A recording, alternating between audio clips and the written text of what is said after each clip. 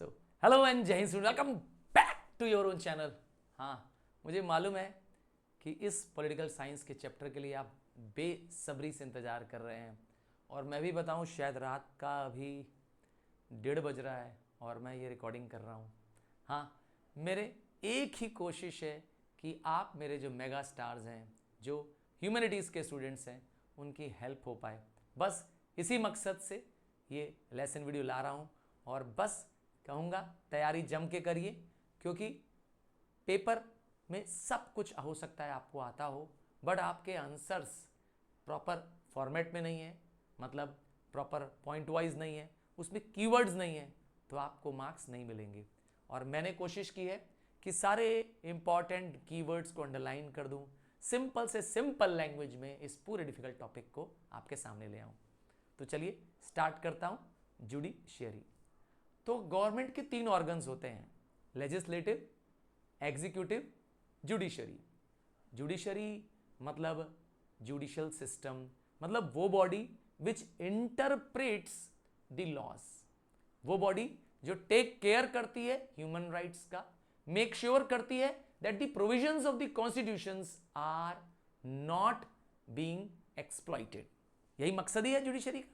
आइए समझते हैं। तो जुडिशियल सिस्टम क्या है, जुडिशरी क्या है? ब्रांच है जो लॉज को इंटरप्रेट करता है, कोई कॉन्फ्लिक्ट हो, डिस्प्यूट हो, उसको रिजॉल्व करता है, एंड मोस्ट इंपॉर्टेंटली जस्टिस को देना, न्याय देना लोगों को, ये इसके काम है।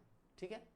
बात करेंगे कैसे इंडिपेंडेंस ऑफ जुडिशरी मेंटेन की जा सकती है। हमारे देश में तो जजेस की मतलब इंडिपेंडेंस, देखिए इसका मतलब यह है कि जजेस को अपना फैसला सुनाने में किसी का डर नहीं होना चाहिए।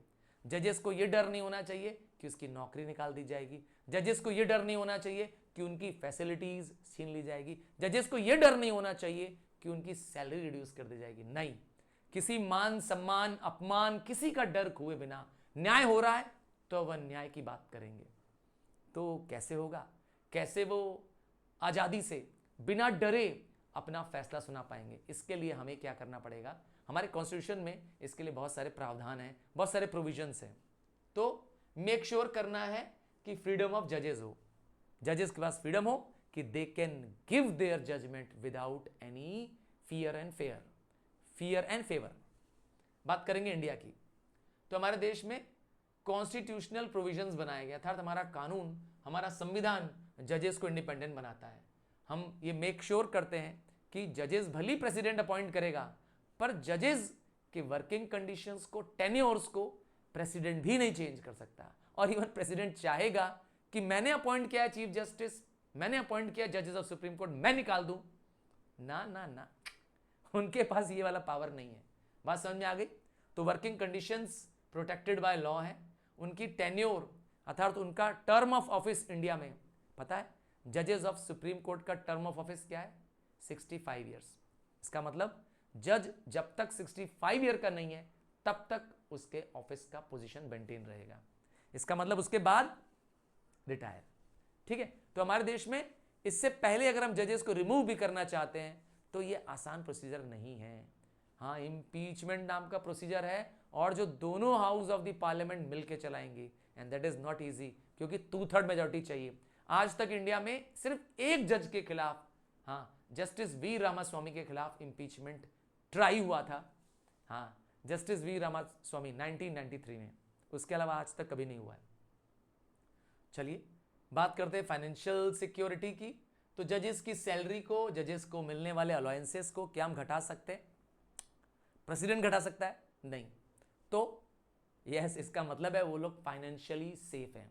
और इंपॉर्टेंट बात, पॉइंट ये है कि in case of financial emergency only president can reduce the salary of the जजेस, अदरवाइज नेवर। और क्या कर सकते हैं? एक पॉइंट है सेपरेशन ऑफ पावर्स। इसका मतलब है judiciary is not under the legislative and executive, they are existing as a separate unit. मतलब जुडिशरी को किसी के दबाव में रह करके, किसी का कहना मान करके क्या करना है? फैसला नहीं सुनाना है। फ्रीडम है उनके पास। बात समझ में आ गई? किसी आउटसाइड इन्फ्लुएंस के बिना वो एक्शन ले सकती है इंडिया में। आइए अमेरिका की बात करें। हाँ, क्योंकि इंडिया और अमेरिका की जुडिशरी का कंपैरिजन है। अमेरिका में भी कॉन्स्टिट्यूशन प्रोविजंस बनाए गए हैं। अमेरिका का जो कॉन्स्टिट्यूशन है वो इंश्योर करता है कि वहां का जुडिशियल सिस्टम इंडिपेंडेंट हो, किसी भी फेयर, फियर या प्रेशर के बिना क्या करे, वो फैसला सुना सके। जजेस को फ्रीडम है, जजेस का अपॉइंटमेंट हो जाने के बाद लाइफ टाइम है, 65 ईयर नहीं है, लाइफ टाइम। बड़ा मस्त है भाई वहां पर, तो जब तक वह खुद रिटायर नहीं करना चाहते हो, मतलब रिजाइन कर दें, और 65 ईयर नहीं है जैसे हमारे देश में है। हाँ, वहां पर भी जजेस को निकाला जा सकता है, बट सिर्फ और सिर्फ सिवियर मिसकंडक्ट में निकाला जा सकता है, नॉर्मली नहीं निकाला जा सकता है। ठीक है, तो यस, इंपीच किया जा सकता है मिसकंडक्ट पर, वरना लाइफ टाइम तक के लिए उनके पास क्या है, जज की पोजीशन है। और सिक्योरिटी ऑफ टेन्योर कैसा है अमेरिका में? अमेरिका में भी प्रेसिडेंट ही जजेस को अपॉइंट करता है, पर प्रेसिडेंट के अपॉइंटमेंट के बाद सेनेट का अप्रूवल है। सर सेनेट क्या है? अरे भाई, जैसे हमारे यहाँ राज्यसभा है ना, अमेरिका में क्या है, सेनेट नाम है। बात समझ में आ गई? हाउस ऑफ स्टेट्स उसे कहते हैं सेनेट। और एक बार सेनेट ने कंफर्म कर दिया कि ये जज बन जाएंगे, तो वो जज बन जाएंगे और उनकी पोजीशन फाइनल है तब तक जब तक वो रिटायर ना कर जाए, जब तक वो रिजाइन ना कर दे, और या तक जब तक इंपीच ना कर दे। अगेन, फाइनेंशियल सिक्योरिटी कैसे दी गई है अमेरिका में? कैसे जजेस को फाइनेंशियली सेव किया गया है? जजेस को जो सैलरी दी जाती है वो कांग्रेसमैन डिसाइड करते हैं। याद रखिएगा, सैलरी तब तक फिक्स रहेगी जब तक उनका टेन्योर चल रहा है, बीच में उनकी सैलरी को रिड्यूस नहीं किया जा सकता है। बात करते हैं इंडिया और अमेरिका के जुडिशियल सिस्टम के कुछ कंपैरिजन में। हाँ, इस चैप्टर में इसी के बारे में ज़्यादा डिस्कशन है। जैसे हमारे देश में, इंडिया में, सुप्रीम कोर्ट सबसे हाईएस्ट कोर्ट है, highest court of appeal supreme court है, जानते हैं आप। तो सुप्रीम कोर्ट में 34 जजेस हैं, इंक्लूडिंग द चीफ जस्टिस। वैसे करंट चीफ जस्टिस कौन है, जानते हैं? बताइएगा मुझे। हाँ, करंट चीफ जस्टिस कौन है? तो चीफ जस्टिस प्लस 33 अदर जजेस, तो टोटल कितने हो गए? 34 जजेस हैं। एंड द नंबर ऑफ जजेस can be changed by the parliament. Parliament इस जजेस को चेंज कर सकती है। अच्छा, सुप्रीम कोर्ट के नीचे कौन है? High court. हाई कोर्ट के नीचे कौन है? District courts. हर स्टेट में एक नॉर्मली हाई कोर्ट है। ठीक है, ये तो आप जानते ही हैं। ये है हमारे देश की हायरार्की। नेक्स्ट आता है power of the Indian judicial system. हमारे जजेस के पास पावर है जुडिशियल रिव्यू का। बहुत इंपॉर्टेंट पॉइंट है, कई बार रिपीट होगा। सर जुडिशियल रिव्यू, इसका मतलब है हमारी न्यायपालिका, मतलब हमारा लेजिस्लेचर, हमारी पार्लियामेंट अगर कोई कानून बना दे और वो कानून देश के कॉन्स्टिट्यूशन के अगेंस्ट हो, against the provision of the constitution हो, तो हमारे जजेस के पास पावर है, सुप्रीम कोर्ट के पास पावर है कि वह ऐसे कानून को नल एंड वाइड घोषित कर दे। हाँ, इससे पता चलता है कि हमारी सुप्रीम कोर्ट इंडिपेंडेंटली और फ्रीडम के साथ एक्ट कर सकती है। तो कोई भी ऐसा काम, कोई भी ऐसा रूल, कोई भी ऐसा कानून जो फंडामेंटल राइट्स को छीन रहा हो, जो against the provision of the constitution हो, उसको supreme court null and void घोषित कर सकती है। ये पावर है। इसमें एक स्पेशल नाम है कॉन्स्टिट्यूशनल इंटरप्रिटेशन। अगर कहीं डाउट हो, अगर, क्योंकि कॉन्स्टिट्यूशन एक बहुत ही लेंदी और रिटन डॉक्यूमेंट है इंडिया का, तो कई बार होता है ना कि कुछ प्रोविजंस का मीनिंग आप किसी और तरीके से इंटरप्रेट करते हैं, गवर्नमेंट किसी और तरीके से इंटरप्रेट करती है, तो उसका रियल इंटरप्रिटेशन कौन डिसाइड करेगा? Supreme court. मतलब सुप्रीम कोर्ट के पास पावर है कि वो डिक्लेयर करना चाहता है किसी चीज को अनकॉन्स्टिट्यूशनल, तो वह वैलिडेट हो जाएगा, वही बात मानी जाएगी। नेक्स्ट है प्रोटेक्शन ऑफ फंडामेंटल राइट्स। हमारे देश में जो हम सिटीजन है, मैं और आप जो सिटीजन हैं, इनको 6 बेसिक राइट्स मिले हैं। जैसे right to freedom of religion, cultural and educational right, right to constitutional remedies, है ना। तो ये जो 6 फंडामेंटल राइट्स हैं, इन 6 राइट्स को कौन प्रिजर्व करता है? Supreme court. हाँ, अगर आपके किसी भी राइट को कोई एनक्रोच करता है, चाहे वो पुलिस हो, चाहे वो गवर्नर हो, चाहे वो इवन सीएम हो, किसी के भी खिलाफ सुप्रीम कोर्ट क्या कर सकती है? आदेश जारी कर सकती है। जी हाँ, सुप्रीम कोर्ट के पास रिट जारी करने का पावर है। बात समझ में आ गई? तो सुप्रीम कोर्ट गार्जियन है हमारे फंडामेंटल राइट्स की, ऐसे समझ लीजिए। समझ में आया बात? आइए आगे बढ़ते हैं, यूएस की बात करते हैं। ये तो हो गया इंडिया में। अमेरिका में क्या सिस्टम है? अमेरिका में भी जजेस का कंपोजिशन, जजेस कितने होंगे? एक शॉर्ट फॉर्म से बताया गया, supreme court of United states, ऐसे बोल दिया गया, SCOUS, स्कॉटस। इस सुप्रीम कोर्ट भी वहां की हाईएस्ट कोर्ट है, और कोर्ट में कितने जज हैं? 9 जस्टिसेस हैं। ठीक है, उनमें से एक चीफ जस्टिस होगा। हमारे यहाँ मैंने कहा था 34, अमेरिका में 9। और लोअर कोर्ट्स को क्या नाम दिया गया है? Circuit courts and district courts. मतलब समझ में आ गया? हमारे यहाँ हाई कोर्ट और डिस्ट्रिक्ट कोर्ट था, वहां पे क्या है? Circuit courts and district courts. अच्छा, पावर्स क्या है? अगेन जुडिशियल रिव्यू का पावर जैसे हमारे देश में, वैसे वहां पर भी। इसका मतलब है अगर कोई हाउस ऑफ रिप्रेजेंटेटिव्स या कोई सेनेट क्या करे, कोई ऐसा कानून बना दे जो अनकॉन्स्टिट्यूशनल है, सुप्रीम कोर्ट वहां की भी क्या कर सकती है? उस कानून को इनवैलिडेट कर देगी, अर्थात नल एंड वॉइड घोषित कर देगी। और क्या कर सकती है? Again constitutional interpretation. अगर कोई कॉन्फ्लिक्ट होता है किसी एग्जीक्यूटिव के बीच में, किसी कॉन्स्टिट्यूशनल मैटर को अंडरस्टैंड करने में, तो the definition, the explanation by the supreme court will be considered as valid. मतलब चलेगी किसकी? सुप्रीम कोर्ट की चलेगी। और क्या है? चेक्स एंड बैलेंसेस का पावर है। जो जुडिशियल यूएन जुडिशरी है, मतलब वहां का जुडिशियल सिस्टम है, वो रिव्यू करता है actions of executive and legislature.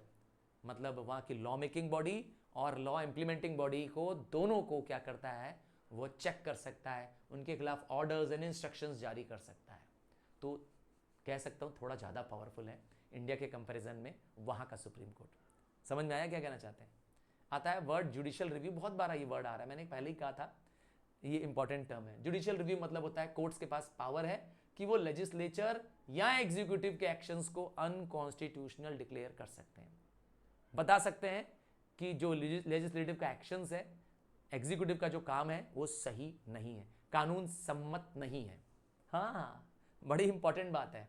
सोच लीजिए, प्रधानमंत्री भी अगर चाहे, प्रधानमंत्री भी चाहे कि कोई ऐसा कानून बन जाए, जैसे एग्जांपल देता हूं, प्रधानमंत्री ने के पास पावर है, आपको मालूम ही है, मेजॉरिटी पार्टी का लीडर होता है प्रधानमंत्री, ठीक। मोदी जी की बात करता हूं, चलो, मोदी जी ने कानून बना दिया लोकसभा में कि मेरे बाद मेरे चुना हुआ व्यक्ति ही, जिसको मैं चुनूंगा कि तू बन जा, सिर्फ बीजेपी के ही लोग प्रधानमंत्री बनेंगे।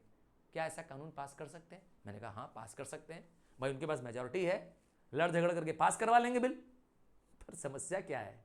समस्या ये, क्या हमारी देश की सुप्रीम कोर्ट उसको मानने देगी तुरंत? हाँ, इंडिया एक डेमोक्रेटिक कंट्री है, डिक्टेटरशिप कंट्री नहीं है, वन पार्टी सिस्टम नहीं है, नल एंड वाइड हो जाएगा। ये है पावर सुप्रीम कोर्ट के पास। समझ रहे हैं? कोई कानून जो हमारे पार्लियामेंट भी बना रही है, हमारी एग्जीक्यूटिव भी उसे चाहे इंप्लीमेंट करने को, तो नहीं कर पाएगी अगर सुप्रीम कोर्ट ने उसे नल एंड वॉइड घोषित कर दिया। अच्छा, कुछ प्रिंसिपल्स है जुडिशियल रिव्यू के अंदर। क्या प्रिंसिपल है? पहला है supremacy of the constitution. Clear है, बहुत क्लियर वर्डिक्ट है कि सर्वे सर्वा देश का कौन होगा? देश का संविधान। सर कॉन्स्टिट्यूशन, अरे supreme law of the land, all the government of the body, the governance of the country is done as per the provisions of the constitution. तो क्या माना गया है कि सुप्रीम कोर्ट भी मानती है कि देश के सारे कानून किसके अंडर काम करेंगे? जब तक कॉन्स्टिट्यूशन का उसके अंदर नॉर्म्स है तो सही है, उसके अगेंस्ट है तो वो चाहे कोई भी हो इलीगल है। नेक्स्ट है डॉक्ट्रिन ऑफ बेसिक स्ट्रक्चर। हमारे इंडिया में ये रूल माना गया है कि पार्लियामेंट कोई भी अमेंडमेंट चाहे तो कर सकती है, पर basic structure of the government को नहीं चेंज कर सकती, कुछ ऐसा चेंज नहीं कर सकती। जैसे एग्जांपल है, पार्लियामेंट एक नया कानून बनाए कि हम देश के लिए नया, ऑल टुगेदर पुराना कानून, पुराना संविधान फाड़ के फेंक रहे हैं, नया संविधान शुरू कर रहे हैं, नहीं कर सकती है, नहीं कर सकती है। चाहे सारे मेंबर्स, चाहे वो अपोजिशन वाले ही मेंबर्स सारे जुड़ के क्यों ना हो जाए, ना कर सकते, अब नहीं कर सकती है। जैसे इंडिया का स्ट्रक्चर है, क्या? India is federal in spirit and unitary in bias. तो अब ये स्ट्रक्चर भी चेंज करना चाहता है मोदी गवर्नमेंट, नहीं कर सकती है। बात समझ में आ गया क्या कहना चाहते हैं? तो कुछ बेसिक चीजें हैं जिनको क्या करता है, स्ट्रक्चर को कोई भी गवर्नमेंट चेंज नहीं कर सकती, अमेंडमेंट भी नहीं ला सकती। और क्या वर्ड है? Ultra vires. कुछ ऐसे एक्शंस जो बियॉन्ड द पावर है। तो अगर कोई गवर्नमेंट के कोई ऐसे एक्शंस जो गवर्नमेंट के पावर में नहीं है, जो कॉन्स्टिट्यूशन उसे परमिशन नहीं देता है, पर गवर्नमेंट ने वो काम कर दिया है, जाओ कर दो, कोई इसकी वैल्यू है ही नहीं, क्योंकि इसका मीनिंग है कि वो नल एंड वॉइड है। बात समझ में आया? अब आते हैं जुडिशियल एक्टिविज्म। एक वर्ड है एक्टिविज्म, मतलब किसी चीज को कहते हैं ना बहुत प्रोएक्टिव वे में करना। इसका मतलब अमेरिका में ज्यादा ये रूल अप्लाई होता है। क्या होता है कि वहाँ की जो जजेस होती है, वहाँ की जो जस्टिस सिस्टम है, वो बहुत प्रोएक्टिव है। किस बात के लिए? एग्जीक्यूटिव और लेजिस्लेटिव फेल्स के लिए। मतलब वहाँ का एग्जीक्यूटिव और लेजिस्लेचर किस किस कामों में फेलियर कर रहा है, कहाँ उनकी नेग्लिजेंसीज है, उस पर वह तुरंत पिन पॉइंट करता है। मतलब वह कॉन्स्टिट्यूशंस में अगर कोई इंटरप्रेटिंग लॉ करने की मामला हो, कोई इशू आ रहा हो जिसमें ह्यूमन राइट्स हो, कोई पॉलिटिकल राइट्स हो, कोई इन्वायरमेंटल प्रोटेक्शन से राइट्स हो, उस पर तुरंत एक्शन लेता है। उसके लिए वो क्या करता है, जिसे हिंदी में कहते हैं स्वतः संज्ञान लेना। मतलब गवर्नमेंट हो सकता है किसी इन्वायरमेंट के मैटर को इग्नोर कर रही कि भाड़ में जाए इस इन्वायरमेंट इशू को, पर सुप्रीम कोर्ट भाड़ में नहीं जाए देने देती। वो सुप्रीम कोर्ट खुद ही सुनवाई कर लेती है उस पर। हाँ, इंडिया में भी बड़ा होता है सब, इंडिया में भी बड़ा होता है। जैसे इंडियन जुडिशरी के पास पावर है कि वो एनवायरमेंटल से रिलेटेड लॉज इंप्लीमेंट कराए। एक व्यक्ति थे, हाँ मैं तुम्हें कहानी बता रहा हूँ, नाम था भूरेलाल, नहीं सुना होगा आपने नाम इसका। ये एक आम आदमी है, एक सोशल वर्कर है। इसने आज से बहुत साल पहले दिल्ली की गवर्नमेंट पे मुकदमा ठोक दिया। पता है क्या मुकदमा ठोका? कहा कि दिल्ली की गवर्नमेंट जिम्मेदार है दिल्ली के पॉल्यूशन के लिए, और मुकदमा ठोका भी, और कोर्ट ने दिल्ली की गवर्नमेंट के खिलाफ आदेश भी सुना दिया। हाँ सही कह रहा हूं, उन्होंने गवर्नमेंट को आदेश सुना दिया कि आप पर फाइन लगाया जाता है, आप देश के लोगों को, दिल्ली के लोगों को क्या कर रहे हैं, एक बड़े से गैस चैम्बर में झोंक दिए हैं, क्योंकि दिल्ली पॉल्यूट हो गई है। दिल्ली में एयर क्वालिटी इंडेक्स सबसे खराब है। नतीजा जानते हैं, कोर्ट ने आदेश दिया कि यहाँ पर क्या होगा, डीजल गाड़ियाँ नहीं चलेंगी, पुरानी गाड़ियों को उन्होंने दिल्ली से बाहर कर दिया। हाँ, इलेक्ट्रिक व्हीकल्स आ गए, ऑड इवन सिस्टम आ गया। तो कोर्ट हमारे यहाँ प्रोएक्टिव है, बात समझिए। फिर आते हैं जुडिशियल रेस्ट्रेंट्स। इसका मतलब यह है कि जजेस को हर एक मैटर में इन्वॉल्व नहीं होना है, स्पेशली वो मैटर्स जिसमें क्या हो, जिसमें उनका पर्सनल रोल हो। मतलब जजेस को मेक श्योर करना है कि उनका रोल लिमिटेड हो, ताकि वो लोगों को इंडिपेंडेंट डिसीजन लेने के लिए परमिशन दे दें। ऐसा इसलिए भी है to avoid making decisions that could be perceived as encroaching on powers. ऐसा न लोगों को लगे, या गवर्नमेंट बॉडीज को ऐसा न लगे कि उनके हर पावर में क्या किया जाए, टांग अड़ाई जा रही है। तो पावर तो है, जजेस के पास पावर तो है, बट ऐसा भी ना हो कि वो दूसरों के पावर्स को एनक्रोच करने लगे। ठीक है, और क्या करना है, जजेस रेस्ट्रेंट फॉलो करते हैं, ये भी ध्यान देते हैं, बट ये भी मेक श्योर करते हैं कि वो ब्रॉडर जुडिशियल प्रोनाउंसमेंट न करें। मतलब समझ में आ गया? मतलब कोई ऐसा फैसला ना सुनाए जो आम जनता के हित में ना हो, जो देश हित में ना हो। ठीक है, अब आता है इंडिया के कंपैरिजन में अमेरिका की जुडिशियल सिस्टम में, कोर्ट में क्या चेंजेस है। जैसे इंडिया में मैंने बताया, इंडिया में प्रेसिडेंट अपॉइंट करता है जजेस ऑफ सुप्रीम कोर्ट, पता ही है। और प्रेसिडेंट को कौन बताता है? एक कॉलेजियम सिस्टम है हमारे देश में। क्या कॉलेजियम सिस्टम है हमारे देश में, जो प्रेसिडेंट को बताता है कि जो हाईएस्ट सबसे कह सकते हैं एल्डेस्ट, सबसे जो सीनियर मोस्ट जज होगा, वही देश का सुप्रीम कोर्ट का जस्टिस बनेगा। कौन सजेस्ट करता है? कॉलेजियम सजेस्ट करती है, तो प्रेसिडेंट अपॉइंट कर लेता है। अमेरिका में कौन अपॉइंट करता है? मैंने कहा प्रेसिडेंट अपॉइंट करता है, पर प्रेसिडेंट अपॉइंट करने के बाद सेनेट का रेटिफिकेशन या अप्रूवल जरूरी है। फिर जुडिशियल रिव्यू का पावर दोनों देशों में, मैंने पहले ही बताया, दोनों कंट्री के पास पावर है, जजेस के पास, सुप्रीम कोर्ट के पास, कि कोई भी कानून ऐसा नहीं होना चाहिए जो देश के कॉन्स्टिट्यूशन के प्रोविजंस के अगेंस्ट हो।